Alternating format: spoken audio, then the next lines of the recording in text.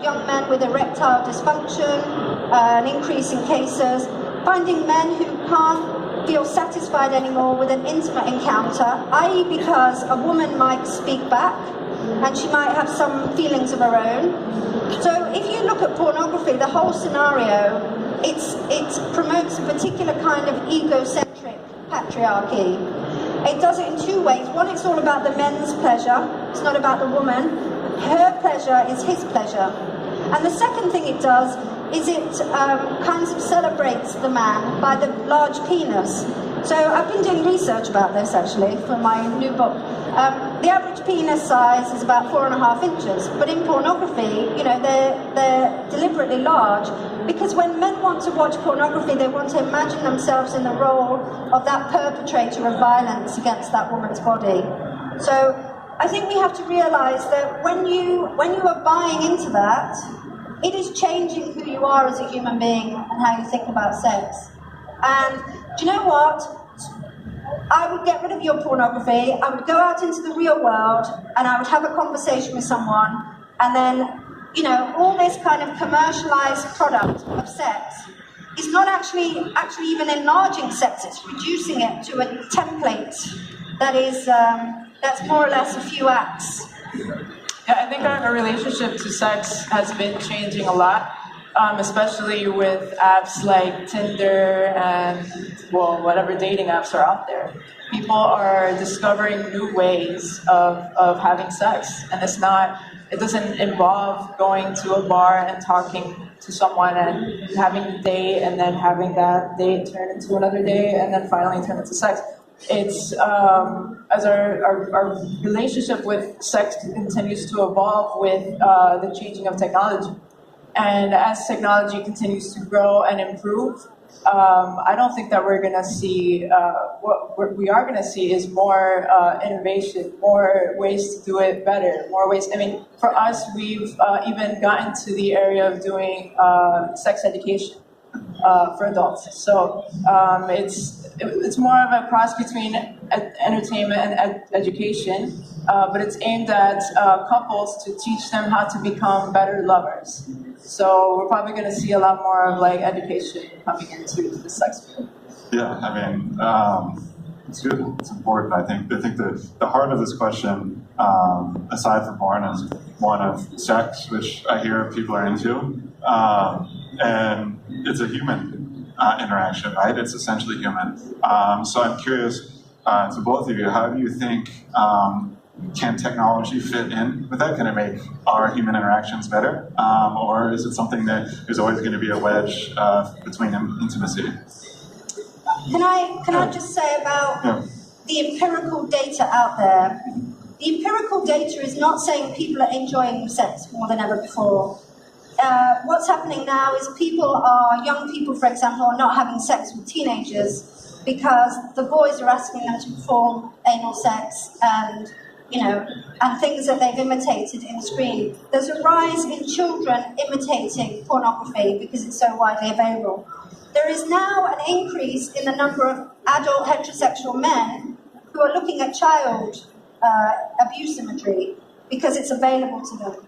These are actually the real things that are going on. This fantasy world that none of these things are going on, is really missing the mark. And I think if it keeps continuing, things are just going to get worse between the sexes, and I think we'll end up with a situation like what's occurring in Japan, is that men now are not having any intimate relationship with heterosexual men with women, and they get all their information about women from pornography, and they're not able to form human relationships. So my prediction for the year 2050 is a society, if this continues, is a society of disconnection, of people not being able to make intimate relationships, and a world that is primarily organized around masturbation and rape, abuse scenery and pornography. And this is the fault of technology? Well, or how does it fit in? I look at it like this, right? This is my phone. It's a neutral object. I can use it for good or bad. But my relation with another human being is really important, because if I decide to offend someone via this device, it's going to be dependent on whether I value this human being in front of me or not. If I believe the human beings in front of me aren't human, or I can dehumanize them, right, or they're objects, then actually I use this technology to carry out what I'm doing here. Yeah. So we need to get this right between us. And then you're right, this is a neutral technology. But because we haven't got this right between us, now we're producing technologies that mimic more of that dehumanization. And I think that's why we have sex dolls and the kind of idea of sex robots. It's mimicking the objectification and dehumanization of women and girls. Yeah, so I mean, essentially, it's a human conundrum because it is based on, what our relationships are with each other and how we either want to enhance that or fill in a gap in that, as you said. So, Denora, I was curious if you could tell us a little bit more about just where you think things are going to go in terms of immersiveness, because that's the crux of it. Like, how real does this get? Yeah, I mean, we've seen porn. I mean, just to adjust a little bit about what you're talking about. Like, in the beginning, yes, there was more of this kind of like male dominance, and I think it was because it was just the secret fantasies of people out there. I mean, the content that's being made is because there is demand for it, and so we've seen even fetishes. In the beginning, people had hair. Now everybody shaves. And it kind of continues to change. So now we're seeing, I mean, for me in the last 5 years, I've seen a big change where, people don't want more of this male dominance. In VR, women have all of the power. In fact, the men cannot even move. They're completely still. And the women they have to kind of manage the entire scene. So they manage all of the action, they manage all of the talking, they basically do everything. And it's completely 180 from what, used to be done in the past. The past is more like male dominance. And VR right now, it's only catering to two senses, the sense of sight and the sense of sound.